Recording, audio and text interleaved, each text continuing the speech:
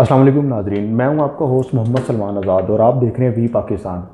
ناظرین، جیسا کہ الیکشن جو ہیں ہو چکے ہیں اور سب اس ٹائم اپنی کرسی کے چکروں میں کہ وزیر اعظم کون بنے گا کون نہیں بنے گا، کوئی دھاندلی کا شور مچا رہا ہے، کوئی کیا اور کوئی کیا کر رہا ہے۔ جیسا کہ ہم پچھلے 76 سالوں سے دیکھیں، سب نے حکومتیں کی ہیں، سب حکومت کرنے کے بعد جو سابقہ حکومتیں گزر چکی ہیں اور جو مستقبل میں آنے والی حکومت بیٹھے گی، ان سب کے لیے ایک بڑا واضح طور پہ پیغام ہے۔ اور اس کے علاوہ سرکاری ملازمین ہوں یا کوئی بھی ادارہ ہو، کوئی عام شخص ہو، ان سب کے لیے ایک بڑا پیارا میسیج ہے۔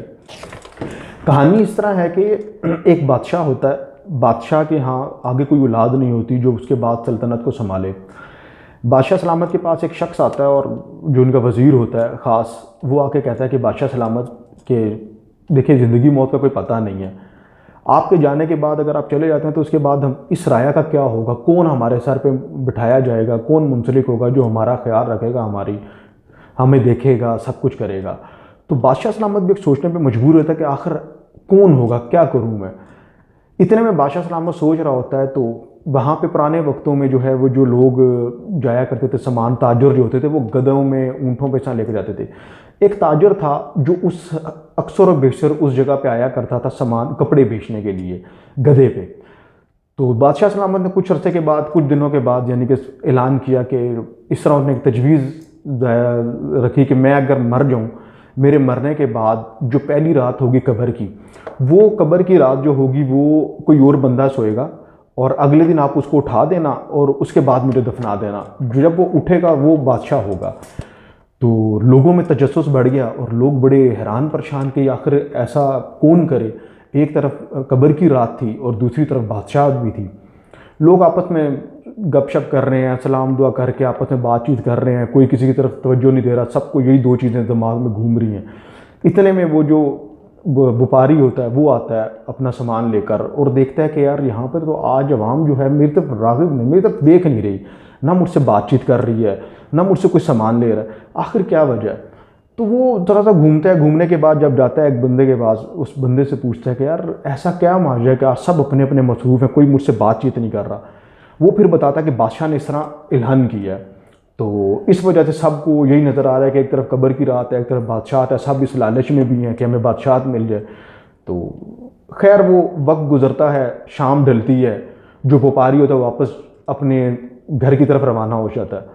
وہ راستے میں جا رہا ہوتا ہے اور سوچتا جا رہا ہوتا ہے کہ یار اگر ایسا دیکھا جائے تو رات کی قبر کی رات ہے تو میرا کون ہے اس دنیا میں، نہ کوئی آگے نہ کوئی پیچھے، میں ہوں شروع سے، یعنی کہ ایک گدھا ہے، اس پہ سامان لاتا ہوں اور لا کے بھیج دیتا ہوں، یہی میری زندگی ہے۔ تو کیوں نہ میں جا کے یہ فیصلہ کر لوں۔ اگلے دن صبح اٹھتا ہے وپاری، جا کے واپس اس جگہ پر آتا ہے اور وہاں پہ جا کے بادشاہ سلامت کو کہتا ہے کہ میں آپ کی یہ بات ماننے کو تیار ہوں کہ آپ کی جو پہلی رات ہوگی میں سوؤں گا۔ بادشاہ سلامت وہ اعلان کر دیتے ہیں ادھر اور کہتے ہیں کہ جی اس طرح جب وقت آئے گا، وقت آنے کے بعد جو ہے یہ میری جگہ قبر میں لیٹے گا اور نیکسٹ ڈے یعنی کہ اگلے دن جو ہوگا وہ یہ بادشاہ ہوگا۔ کچھ عرصہ گزرتا ہے، بادشاہ سلامت کا انتقال ہو جاتا ہے۔ بادشاہ سلامت انتقال ہوتے ہیں، جس طرح جو انہوں نے لکھ پڑھت کی ہوتی ہے اسی حساب سے وہ وپاری کو جو ہے بلاتے ہیں اور وپاری کہتے ہیں یہ رات تم نے قبر میں سونا ہے۔ قبر میں جب اتارا جاتا ہے، رات ہوتی ہے، فرشتے آ جاتے ہیں۔ فرشتے جب اعمال کھولتے ہیں تو وہ وہاں پہ کہتے ہیں کہ دیکھیں میں وہ بادشاہ نہیں ہوں جس کا آپ اعمال کھول رہے ہیں، میں تو وپاری ہوں، میرے پاس یہ ہے اور میں اس طرح کرتا تھا، تو مجھے یہ انہوں نے شرط رکھی تھی کہ میں تو اس لیے رات رہ رہا ہوں۔ انہوں نے کہا اچھا، تو اس کا نامہ اعمال نکالتے ہیں وپاری کا۔ جب وہ نکالا جاتا ہے نامہ اعمال تو انہوں نے کہا کہ اس کی تو زندگی میں کچھ بھی نہیں ہے، اس کی زندگی میں تو صرف ایک گدھا ہے اور ایک یہ ہے اور بس اسی طرح ہے۔ خیر جب اس کا وہ نامہ اعمال نکالا جاتا تو وہاں پہ دیکھا جاتا کہ اس نے گدھے کے ساتھ کیا کیا ظلم و ستم کیے ہوتے ہیں۔ وہ بتاتا ہے کہ تم نے فلاں جگہ پہ فلاں جب گدھا جو تھا وہ پیاسا تھا اور تم بغیر اس کو پانی پلائے اور اس کو مارتے ہوئے آگے لے کے جا رہے تھے اپنے کام کے لیے، تو اس کو حساب دینا پڑتا ہے، یعنی کہ جو اس کی سزا ہوتی ہے وہ اس کو ملتی ہے۔ یہ پوری رات عمل چلتا رہتا ہے۔ صبح جیسی ہوتی ہے تو بادشاہ وہ لوگ بھاگے بھاگے آتے ہیں، قبر کھدائی کرتے ہیں، قبر کو کشائی کر کے تو اس کو باہر نکالتے ہیں۔ باہر نکالنے کے بعد سارے ہاتھ چومنا شروع کر دیتے ہیں اور کہتے ہیں کہ جی آپ ہمارے بادشاہ ہیں۔ وہ بڑے غصے میں سائڈ پہ میں کہتا ہے بھاڑ میں گئی بادشاہت، یہاں پہ میں ایک گدھے کا حساب نہیں دے سکا تو اس بادشاہت کا کیسے حساب دوں گا۔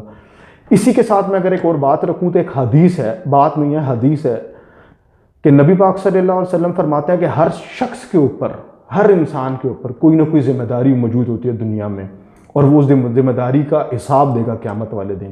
وہ کسی بھی حوالے سے ہو سکتی ہے، چاہے وہ اس کے بہن بھائی ہوں، بچے ہوں، ماں باپ ہوں، چاہے وہ کسی عہدے میں فیض ہو بیٹھا ہوا اور اوپر نیچے اس کے نیچے جو سٹاف ہے اس کا ہو، کسی بھی حوالے سے وہ اس کا حساب قیامت والے دن ضرور دے گا۔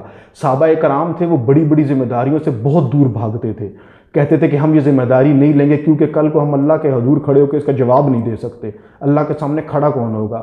اور آج کل کا معاشرہ دیکھ لیں، صرف اپنی ایک سیٹ بچانے کے لیے، اپنی ایک سیٹ لینے کے لیے، اپنا ایک عہدہ بنانے کے لیے، اپنا نام بنانے کے لیے دوسروں کی ٹانگیں کھینچتے ہیں، دوسروں کے اوپر الزامات لگاتے ہیں، نہیں دیکھتے کہ حق سچ کیا ہے، کوئی حق سچ پہ فیصلہ نہیں ہوتا، کہیں رشوت چلتے ہیں، کہ قتل ہوتے ہیں۔